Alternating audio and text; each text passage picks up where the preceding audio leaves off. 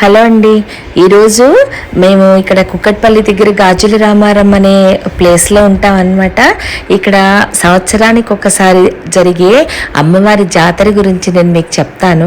సంవత్సరానికి ఒకసారి మా ఊర్లో పండగ వాతావరణాన్ని మించి నుమాయిష్ ఉంది కదండి, నాంపల్లిలో జరిగే ఎగ్జిబిషన్ని మించిన సంబరాలు మాకు ఇక్కడ జరుగుతాయి. సికింద్రాబాద్ నుంచి ఇంకా అన్ని చోట్ల నుంచి ఇక్కడికి స్పెషల్ బస్సుల్లో లక్షల మంది వేంచేస్తూ ఉంటారు. ఇక్కడికి అమ్మవారి మహిమ చాలా వర్ణనాతీతంగా ఉంటుంది. కోరికలు తీర్చే కొంగు బంగారం కాబట్టి అమ్మవారిని కులమత భేదాలే కాదు,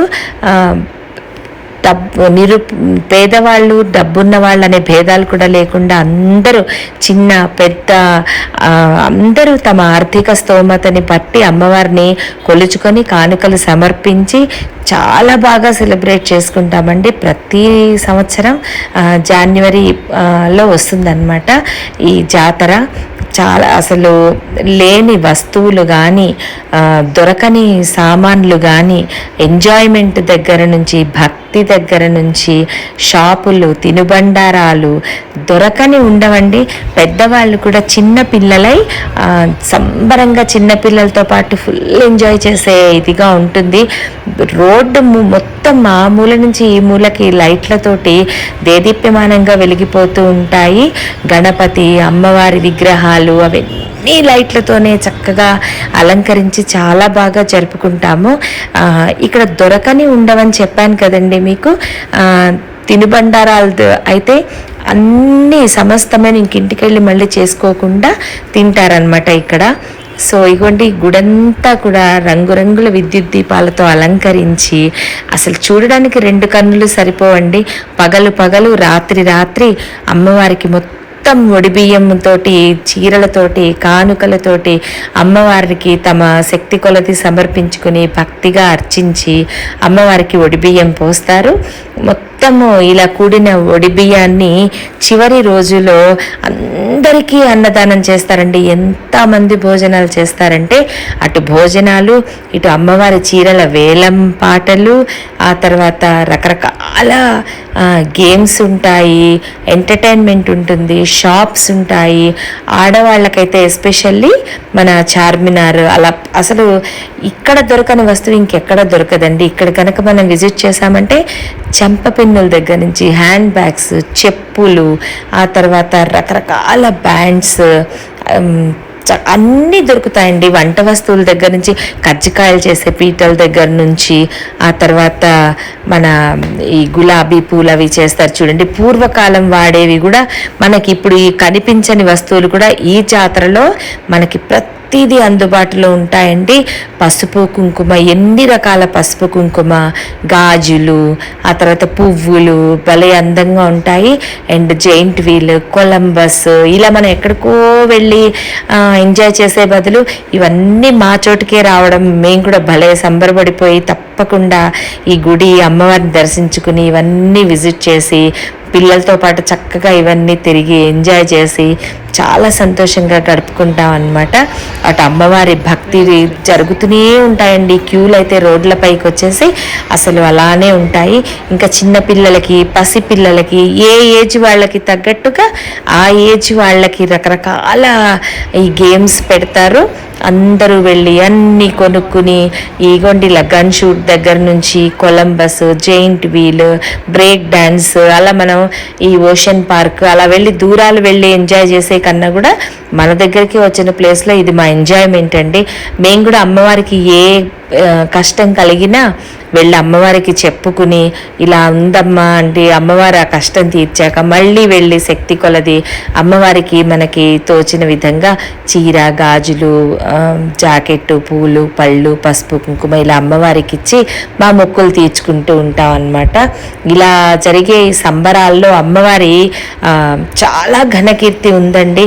ఈ ఏరియా అంతా, ఈ ప్రదేశం అంతా ఒకప్పుడు భయంకరమైన కరువు కాటకాలతో అలమటిస్తూ ఉన్నప్పుడు మెయిన్ అమ్మవారు చిత్తారమ్మ తల్లి అక్కడ షామీర్పేటలో ఉండేదటండి గుడి.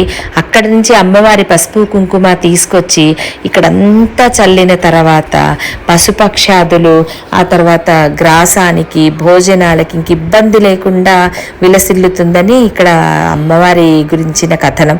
సో అమ్మవారి భక్తి కొంచెం చెప్పుకుంటే అయిపోయేది కాదండి. ఆ తల్లి దయ గనక మన మీద లేకపోతే మనం ఏమి చేయలేం, జీవితంలో మాత్రం ఏమి సాధించలేము. కాబట్టి అమ్మవారి దయతో పాటు ఎంత పెద్ద విశాలమైన గుడి అంటే ఈ గుడిలో ఇంకా రకరకాల అమ్మవార్లు ఉంటారు. ఆ తర్వాత నాగదేవత అమ్మవారు కొలువై ఉంటారు. ఫంక్షన్ హాల్ ఉంది. ఇక్కడ వివాహాది శుభకార్యాలే కాకుండా పుట్టినరోజు అలాంటి రకరకాల పండుగలు జరుపుకుంటూ ఉంటారు. అమ్మవారి దయ దొరుకుతుంది ఇక్కడ ఉంటే. తప్పకుండా మనకి ఏదైనా దానాలు ఇవ్వాలైనా మన తోచిన శక్తి కొలది ఏదైనా ఈ గుళ్ళల్లో మన దక్షిణ రూపంలో ఇవ్వాలన్నా అమ్మవారికి సమర్పించుకోవచ్చు అన్నమాట. ఈ అమ్మవారికి మనం గనక వేడుకున్నామంటే మన కష్టాలు తీరే తల్లి, చిత్తంలో కోరికలు తీర్చే తల్లి కాబట్టి ఈ అమ్మవారికి చిత్తారమ్మ అనే పేరు. ఈ ఎస్పెషల్లీ మంగళవారం శుక్రవారం వచ్చిందంటే అమ్మవారి గుడి అసలు చాలా రష్గా ఉంటుందండి. అండ్ ఈ జాతరలో కూడా ఇసుకేస్తే రాలనంత రద్దీ అని చెప్తారు చూసారా, కొంచెము అలా ఉంటుందన్నమాట. అంతమంది జనాలండి ఇక్కడ. మేము అసలు షాక్ అవుతాం.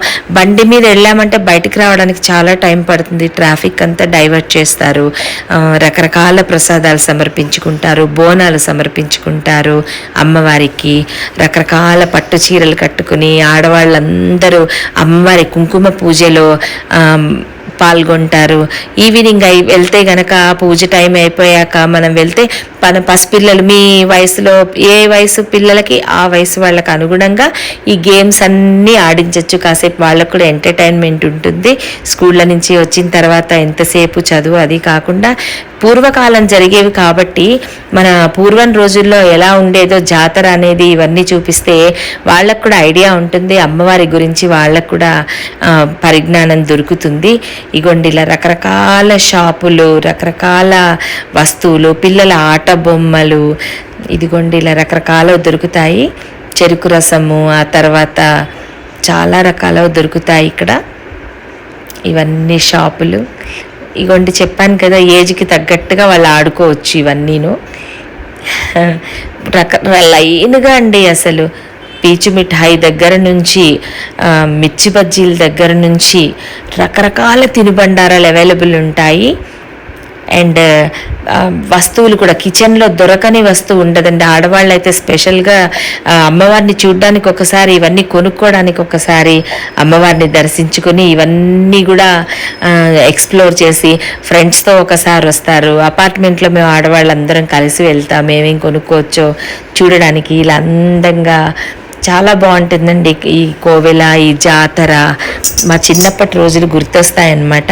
మీరు ఒకవేళ హైదరాబాద్లో ఉంటే గనక ఈ జాతరని మీరు కూడా తప్పకుండా ఎక్స్ప్లోర్ చేయొచ్చు. ఎవ్రీ ఇయర్ జరుగుతుందండి. చిత్తారమ్మదేవి అన్నమాట ఈ ఆలయం పేరు. ఇది గాజుల రామారంలో అనే ప్రదేశంలో కొలువై ఉండి, ఎస్పెషల్లీ ఉషాముళ్ళపూడి కార్డియాక్ సెంటర్ అంటారు కదండి, అక్కడే దానికి కొంచెం ముందుకు వస్తే ఆపోజిట్లోనే ఈ పెద్ద గుడి ఉంటుంది. చాలా విశాలమైన ప్రాంగణంలో ఉందండి ఈ గుడి.